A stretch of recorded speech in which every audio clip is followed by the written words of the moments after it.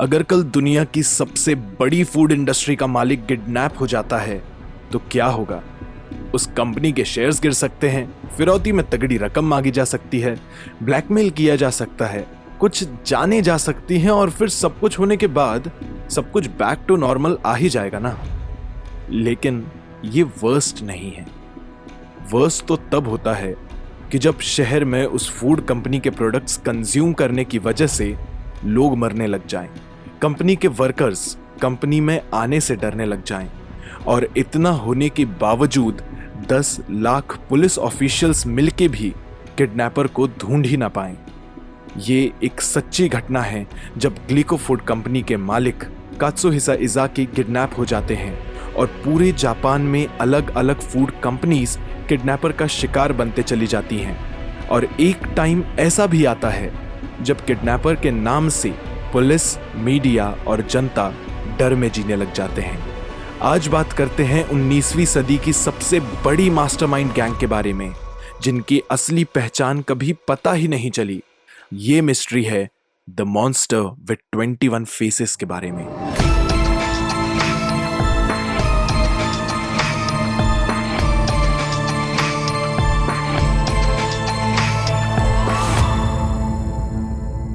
Japanese police force को दुनिया की सबसे स्ट्रांग पुलिस फोर्स माना जाता है। सबसे कम टाइम में सबसे ज्यादा केसेस सॉल्व करने का रिकॉर्ड है इनका। हर साल जापान में अप्रॉक्सीमेटली 2.5 लाख केसेस किडनैपिंग के बारे में रिपोर्ट होते हैं। फिर भी 1984 के इस मामूली से किडनैपिंग केस को इतनी इंपॉर्टेंस क्यों मिलती है? क्योंकि इस बार पुलिस की वल्नरेबल साइड सबके सामने आ जाती है। 18 मार्च 1984 रात के 9 बजे 2 आदमी जापान की one of the biggest food industry Glico limited के मालिक कात्सुहिसा इज़ाकी के घर में घुस जाते हैं। नकाब पहने हुए ये 2 आदमी कात्सुहिसा इज़ाकी को बंदूक की नोक पर बाथरूम से घसीटते हुए किडनैप कर लेते हैं। किडनैपर्स 100 किलो गोल्ड और 1 अरब कैश की फिरौती इज़ाकी की कंपनी और फैमिली से मांगते हैं। लेकिन 3 दिन बाद इज़ाकी किसी तरह उनके चंगुल से छूटकर भाग जाते हैं। पुलिस के पूछने पर वो ये बताते हैं कि जिस रस्सी से उन्हें बांधा गया था वो ढीली पड़ गई थी और इसीलिए वो वहां से भागने में कामयाब हो सके। हालांकि वो किसी के बारे में बता नहीं पाए क्योंकि सभी ने अपना चेहरा ढका हुआ था। 8 अप्रैल 1984 लगभग 20 दिनों बाद पुलिस हेडक्वार्टर्स में एक लेटर आता है और पहली बार इस गैंग का नाम सभी को पता चलता है।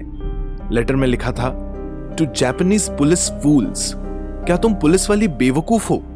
क्या तुम एक मामूली से क्रिमिनल को भी पकड़ नहीं सकते?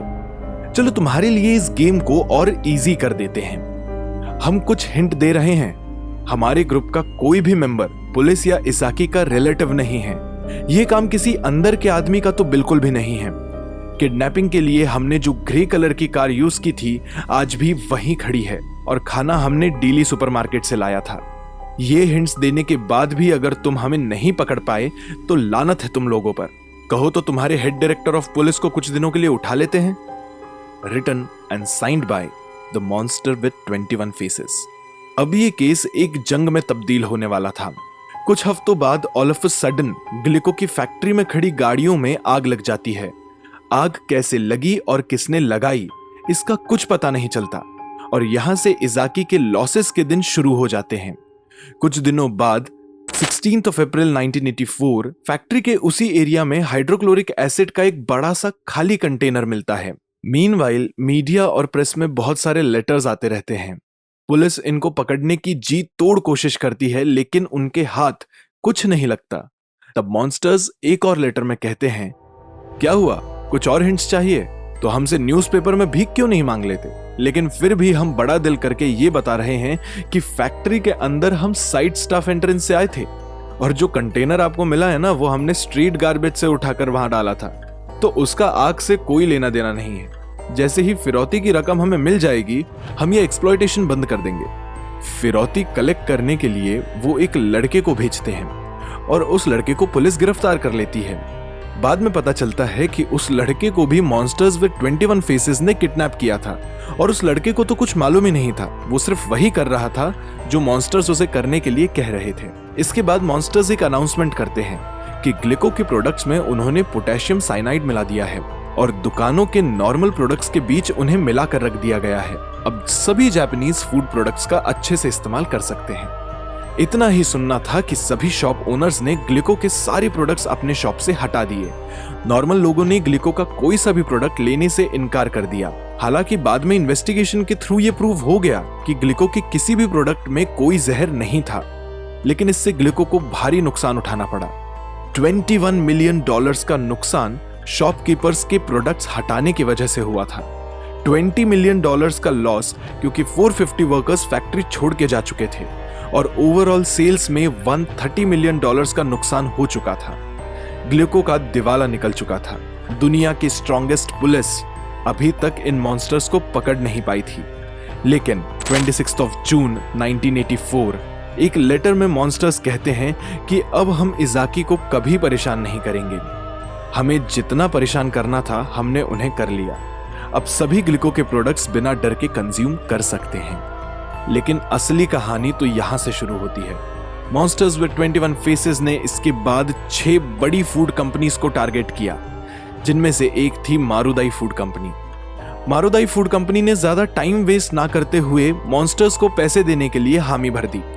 पैसे देने के लिए एक अंडरकवर ऑफिसर कंपनी का वर्कर बनकर जाने वाला था।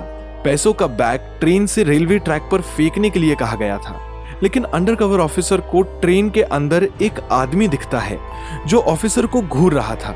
जैसे ही ऑफिसर उसे पकड़ने के लिए आगे बढ़ा, वो एक स्टेशन पर उतरकर वहां से गायब हो गया। उस आदमी की आंखें लोमड़ी जैसी थी और इसीलिए उसे द फॉक्स्ड आई मैन भी कहा जाता है। लिस्ट में अगली कंपनी थी मोरिनागा। फिरौती में 3 करोड़ रुपए मांगे गए थे और मोरिनागा ने पैसे देने से साफ इनकार कर दिया था। मॉन्स्टर्स ने कहा ठीक है, मत दो पैसे। कई मीडिया कंपनीज और पुलिस हेडक्वार्टर्स में एक लेटर आता है जिसमें मॉन्स्टर्स सभी माओ से ये कहते हैं कि उन्होंने ज्यादा नहीं, बस मोरिनागा के 20 प्रोडक्ट्स में पोटेशियम साइनाइड मिलाकर उन्हें अलग अलग स्टोर्स में रख दिया है। अब की बार ये ग्लिको की तरह कोई खोखली धमकी नहीं थी। शॉप्स में कई प्रोडक्ट्स पर एक व्हाइट पेपर चिपका दिया गया था और उस पर लिखा था कि इसे खाइएगा नहीं, इसमें जहर है। और पुलिस के चेक करने पर पता चलता है कि उनमें सच में जहर था। मॉन्स्टर्स ने और एक लेटर में कहा कि अगली बार प्रोडक्ट्स के ऊपर कोई व्हाइट पेपर नहीं होगा। पुलिस सारी शॉप्स में इन्वेस्टिगेशन करती है तो एक शॉप के सीसीटीवी फुटेज में एक आदमी शॉप के अंदर मोरिनागा के प्रोडक्ट्स रखता हुआ पाया गया। पुलिस ने उसे बहुत ढूंढा लेकिन वो कभी सामने नहीं आया। इसी आदमी को फिर आगे चलकर द वीडियो टेप्ड मैन कहा जाने लगा। 1985 लगभग 1 साल तक सब कुछ ऐसे ही चलता रहा और पुलिस कुछ नहीं कर पा रही थी। लोगों का पुलिस पर से विश्वास उठते चला जा रहा था। अगस्त 1985 में ये सब कुछ खत्म हो जाता है, लेकिन ये सब कुछ इस तरह खत्म होगा ये किसी ने नहीं सोचा था। अगस्त 1985 में पुलिस सुपरिटेंडेंट शर्म से खुद को जलाकर सुसाइड कर लेते हैं और 12 अगस्त को मॉन्स्टर्स का आखिरी लेटर आता है। वो कहते हैं, हमें सुपरिटेंडेंट की मौत का बहुत खेद है। ये तो एक मामूली सी जंग थी, हम जैसे लोगों को खुद पर हावी होने मत दो।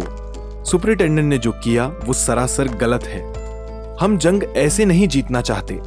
आज से हमारे सारे मिशन खत्म होते हैं।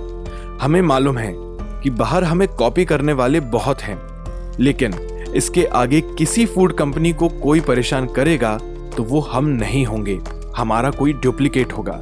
हमें हमारी पुलिस पर गर्व है, लेकिन हमें तो शर्लॉक होम्स भी नहीं ढूंढ सकता। Written and signed by monsters with 21 faces. इसके बाद कभी कोई केस सामने नहीं आए, लेकिन यह भी सच है कि पुलिस कभी किसी को पकड़ नहीं पाई। इस केस पर 10 लाख पुलिस ऑफिशियल्स काम कर रहे थे। 28,000 टिप्स को फॉलो किया गया था और 1,25,000 लोगों को इन्वेस्टिगेट किया गया था, लेकिन कभी कोई सस्पेक्ट क्रिमिनल प्रूव नहीं हो सका। इतनी बड़ी गैंग के चंगुल से इजाकी इतनी आसानी से छूट कर आ जाते हैं। शक की सुई तो उन पर भी मुड़ती है, लेकिन कभी पता नहीं चला कि असलियत में मॉन्स्टर्स विद 21 फेसेस के पीछे आखिर कौन था। आपको मॉन्स्टर्स विद 21 फेसेस के बारे में क्या लगता है, हमें कमेंट सेक्शन में जरूर बताएं। सब्सक्राइब कीजिए हमारे चैनल मिस्टर क्यूरियस को। जल्द ही लौट रहे हैं और एक मिस्ट्री के साथ।